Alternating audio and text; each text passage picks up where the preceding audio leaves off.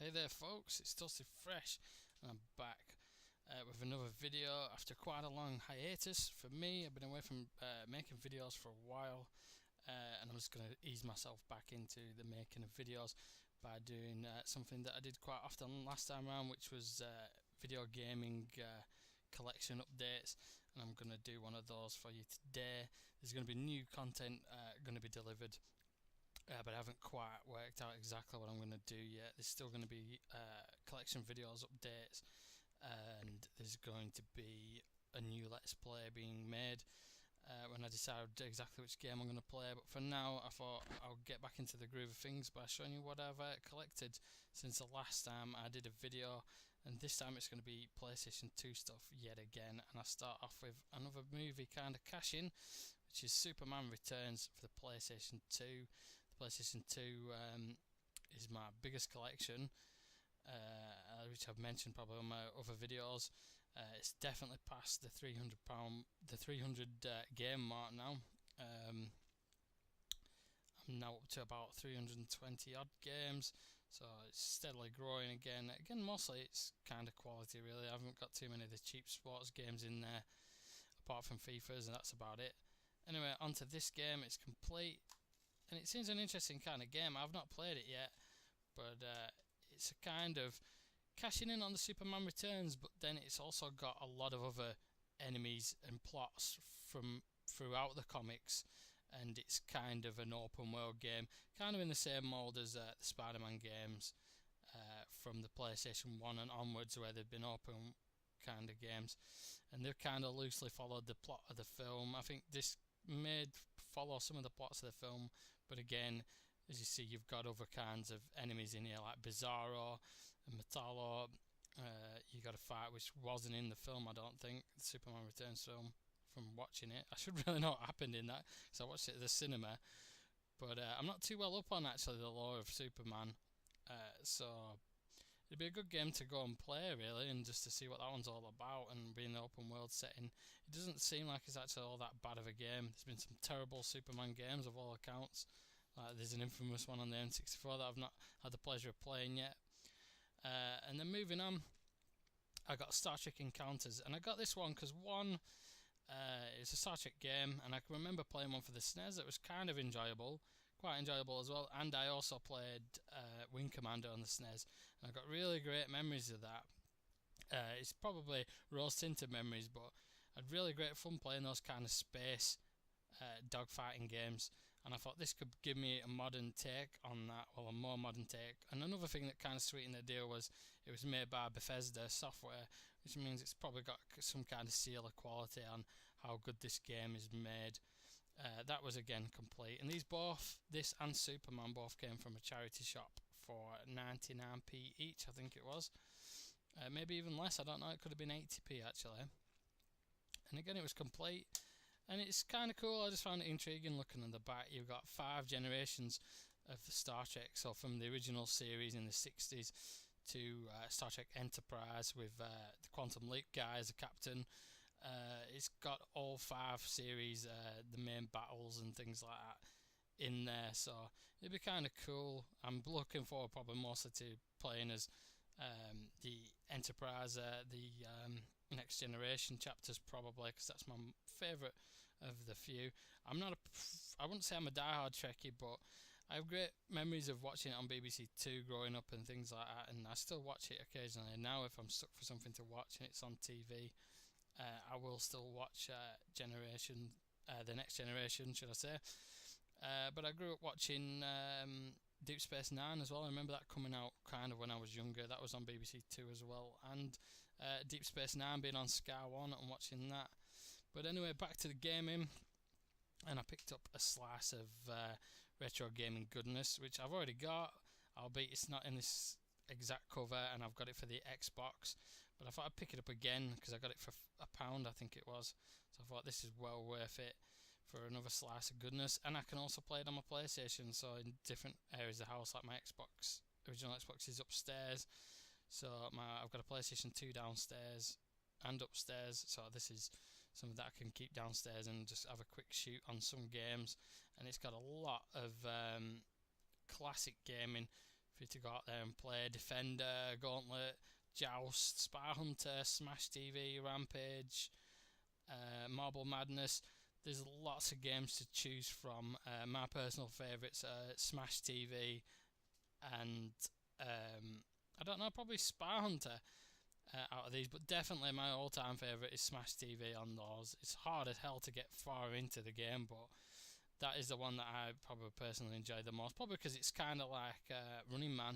It reminds me of Running Man, and that's one of my great favourite films from my childhood of watching. My brother was a big Arnold Schwarzenegger fan, and this is complete as well, so it's great to get this very cheaply as well, and it's amazing value for your money. So if you can see it for a similar price and get it yourself, I really recommend you to go out and get it. And I've got Arcade Treasures 2 as well, which has got Mortal Kombat 2 and a whole host of other games, some not so great like Pit Fighter, but what the hey.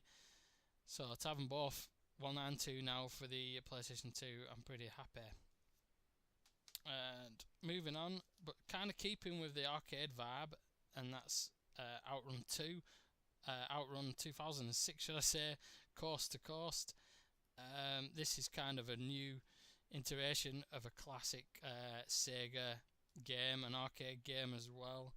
And we even had the one in Blackpool, I think, still there, which had the Mazda, which I'm sure that ran Outrun 2. It doesn't actually, it's not actually on most of the times when you go. Now, the only bad thing about that is it doesn't have an instruction booklet. This was actually the sequel, I think. There was an Outrun 2006, and then they made Outrun 2006 Coast to Coast later on. So this is kind of another iteration. And it's got a cool little feature of having an older version of Outrun on it as well, which is from the Saturn, I think it is. So that's kind of fun to go out and play as well as playing the modern version. And it's a really fun arcade racer, probably one of the better arcade racers for the PlayStation 2 actually. And keeping with the arcade theme, I've got Street Fighter 2 Anniversary Edition, and a great way to play some of your favourites from the Street Fighter series on the PlayStation 2. I've already got a kind of anthology as well for the PlayStation 1, but this is a good one just to have for the PlayStation 2 as well. It's got World Warriors, Championship Edition, Turbo, Super and Super Turbo. So you've got a few different iterations there of Street Fighter 2. It also includes the animated game, there as you see, Street Fighter 2 the animated movie, but I've already got it in like a special little box set, manga box set. The only bad thing about this, no instruction booklet. I've just got an advertisement for Onimusha 3. Again, I don't actually have in my collection for the PlayStation 2, but there's always time. But that's a great pickup and another great legend in the gaming industry there to have for the PlayStation 2, just to be handy and play. I've got Street Fighter 2 for my Super Nintendo though as well, but it's more handy to have that because my Super Nintendo's not always set up. Another game I picked up was this one, Extermination, which isn't my favourite genre of games. It's survival horror, but I just kind of like the case. It's got this funky kind of shiny, like a shiny sticker from sticker books and stuff like that, Pokemon cards, and it's purple, so I kind of got it for that. And it's kind of like an what do you call it, an exposure, film exposure there, negative, and it's got the instruction booklet and everything, and that only cost £1 as well. And it's kind of following on from a little outbranching of different survival horrors around this time, I think. Like there was Cold Fear as well, which was set on a boat. This one's set in Antarctica in a secret kind of government research facility. That always ends up well, doesn't it?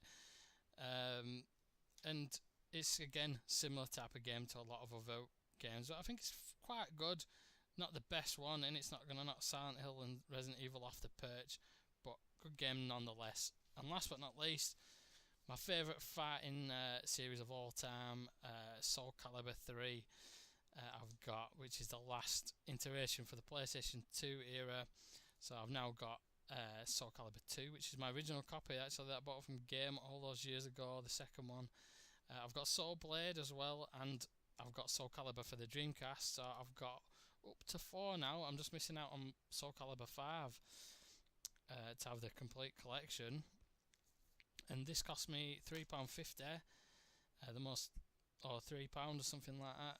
So the most costly one out of all of them, but it's still a good game. The production values seem to have gone down a little bit in this game. Like, the soundtrack isn't as good, I don't think, as Soulcalibur 2, and the menus are quite not as slickly presented as and the overall presentation isn't quite as good, I don't think, as Soulcalibur 2. Soulcalibur 2 is really cinematic and kind of followed on from the traditions of the first two games of their era of being really like great production pieces. Still delivers on the gameplay front and things like that. The production value's there, just like the menus are a bit bland and things like that. It's got a better in-depth story mode from the sound of things, and there's even a different kind of story mode, and you can actually create your own character now, which is a new feature at this point in the series. But I don't think it trumps Soulcalibur 2 for me, but I think that would be my favourite game of my pickups so far. Anyway, it's been great to get back on here, get back doing what I enjoy doing, which is posting out gaming videos and things like that. I'm going to bring you some more very soon, and I'm probably going to do a PlayStation 2 update one just to show you my whole library in its entirety when I've got them all in alphabetical order, OCD, as I am with that kind of thing when it comes to collections, and show you how the whole collection looks as one. I'm going to do a video on that pretty soon, so if you want to catch that, that'll be great to have you along for that ride. But that's all I got time for on this video. I hope to do another video for you soon, and I'll see you guys then.